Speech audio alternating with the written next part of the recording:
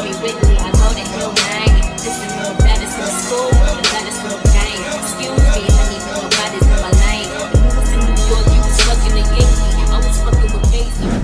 Hello everybody, welcome back to my channel. It's been a very long time and I have some big updates, guys. I am going to PA school and I know you guys have been waiting so long for this video, but y'all, it's been a long couple of months. So I'm finally back home. As you can see, I was in Nashville, Tennessee for the past I was in there for a total of 5 years, but it's been an extra 2 years of working as a respiratory therapist. I love my job. I am doing this video for all the future PAs or RTs that are looking to transition to become a PA. So yeah, without further ado, let's get started. All right, so I'm going through my TikTok. I know you guys have been asking a lot of questions on TikTok, so that's where I'm getting most of these questions from. If you guys do have any more questions, you guys can ask them in my comment box below, or just send me a DM if you have like a direct question. So without further ado, let's go ahead and get into this. All right, so I'm also going to talk about the stats that got me into PA school. I am a non-traditional applicant, and it's my first time applying. So where the heck, like, I did not know very much, but I did my research. So I'm just going to give you guys my stats. So I have a bachelor's degree in cardiorespiratory care science, also known as respiratory therapy. I worked as a respiratory therapist for 2 years. I shadowed 80+ hours, ortho PA, and then I also did a peds MD. I love the ortho. I love ortho so far. And I also love trauma because I worked in a trauma center. So those are my top 2 right now, but I do not know what I'm doing yet. So I know a lot of people have been asking that too. Guys, I don't know what kind of PA I want to be. I'm open to any and everything. So once I do get to the clinicals, I'm gonna document. I'm gonna let y'all know like how I feel on each thing, but I don't know where I want to be 100%. So yeah, I don't know, guys. I'm not sure. The 2 that I've shadowed, I did a peds MD, and then I also did an ortho PA, and then I worked at a trauma center. So yeah, there you guys go. Science GPA 3.8. I did not take a GRE. I know they do, for some programs they do require you to take the GRE. I applied to schools that didn't have that requirement, which was the best thing for me because I was applying late, and then also I applied like that was last year, like in September. So, and I was like, oh, let's just see. So yeah, extracurricular activities. I was a college athlete. I participated in many clubs at school, like SGA, and I could go on, this list goes on, but I participated in many different extracurricular activities while I was in college and also in high school, but I think I just put my college ones. Letters of recommendations from 2 PAs, 1 MD, and then my RT program director. So I did 2 PAs, 1 MD, my RT program director, and then I also got one from a pharmacist because I had 5 letters of recommendation, which is the most that you can have, and I made sure I hit that limit. So why RT to PA? Basically, I have been a respiratory therapist for 2 years now, and I love it. I loved it. While working, I worked at a level 1 trauma center, and I learned a lot, I saw a lot, but I worked directly with PAs, and I was like, oh, I like this. I saw that they got to intubate, which I thought as a respiratory therapist we could intubate. I know in some states we do, or some particular hospitals we do, but at my hospital we didn't. So I was like, oh, okay, I'm gonna do some research, see, you know, what is this? Like, I did not know what a PA was until I started working. So my first year working as a respiratory therapist, I was like, okay, let me look this up, find some more research, see what PAs do, and I learned that you guys do a lot. And I was like, wow, this is everything this is everything I want to do. Like, I love the medical field. As you may know, as a respiratory therapist, it's very limited on what you can do. As a respiratory therapist, you know, it's mainly breathing. So yeah, it's breathing and I love it, but it's like, it's not very many advancements in respiratory therapy. So I see that PAs, they have multiple different specialties, so many different things that you can get into, which really drew my interest into the profession. Also just working as a respiratory therapist, working every day with them, and I'm like, okay, like I really see myself doing that in the future. So that's what really drove my switch within those 2 years. Next question. Someone asked me, when I worked as an RT, did I have any extra specialties like a CCRT or NPS to help me with my process? No, but I feel like it could help you in a way. I mean, more experience, I'm sure, in your field that you're working in helps, but I know people that are literally working as a CNA, RNs, medical assistants, literally the list goes on, rad techs, x-rays, everything. Like, it can be anything as long as you have a bachelor's degree, y'all, and you have to have patient care hours. So, oh yeah, I forgot about shadowing. Make sure, yeah, shadowing hours too. I need to tell y'all all that. It will only help you, it doesn't hurt. Of course. So I wouldn't say it's necessary, but if you have it, I mean, might as well put that down, put everything down.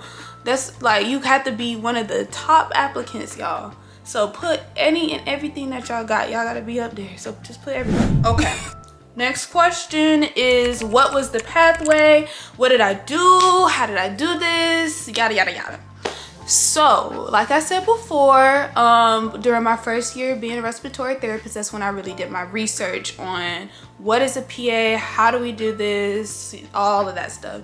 So, there were programs in Tennessee that I was interested in, so I just found people that went to the schools and DM'd them straight up. Like, I just went ahead and told them I'm interested in becoming a PA.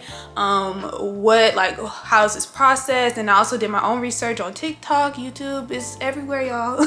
So I did my own research while also asking them for that particular schools I was looking at. I asked them like their process in like particular questions for that school. So like if there were certain requirements that I didn't have, because I did have to take 4 prerequisite classes before even applying.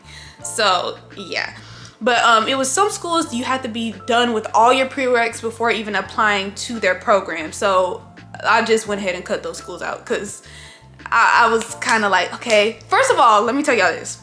I wasn't even 100% thinking I was gonna get accepted. If I'm gonna be honest with y'all, I wasn't. But my mom was like, yeah, just apply and just see, and we'll just see. Like, that's why I went ahead and took all my classes, y'all, because I was like, it's worth a shot, you know? I was not expecting to get accepted, but I did. Thank the Lord. Glory to God. But the prereqs that I had to take, I can tell you guys those prerequisites. All right, y'all, so the prerequisites that I had to take for my program, I had to take Biology 1, Biochem, that was to replace my Bio 2 class because I only took Bio 1. I had to take Genetics. I believe this Genetics took care of my Chem. Okay. My Biochem took care of my Chem 2. My Genetics class took care of my Biology 2. Then I took Chemistry 1. That was a prerequisite required for respiratory therapy. Microbiology, respiratory therapy. So I already had this done. Statistics, I had to take that. Human Anatomy and Physiology 1 and 2 with the lab, Psychology, and med terms. So yeah, so the classes that I had to take on my own were Biology 1, Biochem, Genetics, and Statistics. I had to take those all in the span of a year, which was fine, but I had to do that while working overnight. So you can only imagine how crazy it was, but I got it done. This is my pathway, by the way. So basically, I took all of those classes in the span of a year while working overnight. I was very dedicated into getting into a program. I didn't care which program, as long as I got in. I only needed one yes, and I didn't care where it was. I wasn't very picky on where I was going because I literally just want to be a PA. I asked your program if they even do substitutions, because I asked before applying as well, because then you're wasting your time and you're wasting your money. So I would definitely ask them to see if they will take those classes as well. So after I took all those classes, there's a website, or the application process for PA school is called CASPA, C-A-S-P-A. CASPA, so I had to put all of my information on there. I know a lot of people like pay and do all this background stuff for CASPA, which I mean, hey, I understand why you would do that because it is a long process. But for me personally, I did everything by myself. To me, I felt like it was pretty straightforward. I literally, because I was working overnight anyway, so I literally just put out my iPad whenever I had some downtime working as a respiratory therapist. I literally filled out everything. I was just filling out like everything. I wrote my essay. It was a COVID essay as well. I entered in all my grades. I had my transcript on one side. I was doing everything while I was working. So yeah, like, and then I also was in class. So yeah, but once I got everything in, I think I submitted everything. It was either the end of October, beginning of September. I was a very late applicant. Applications opened up, I believe, in April, so yeah, I was late. But I applied to schools, of course, that had their application process open, or the deadline wasn't until like November, December. But some of them were rolling, and I didn't even know they have the date, but it's rolling. So my advice would be apply as early as possible. But yeah, so that was that process. I don't know if you guys want the interview process. We can do a different video on that. Leave a comment below if you want that. But anyways, next question. All right, and another question was, so was being a respiratory therapist bad?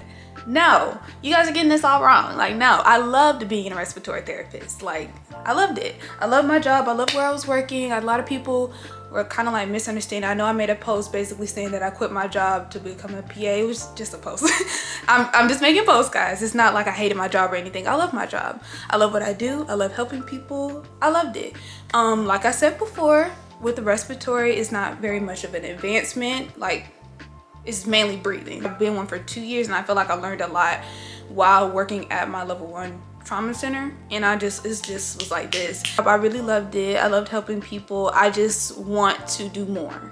So that's mainly what drove my switch.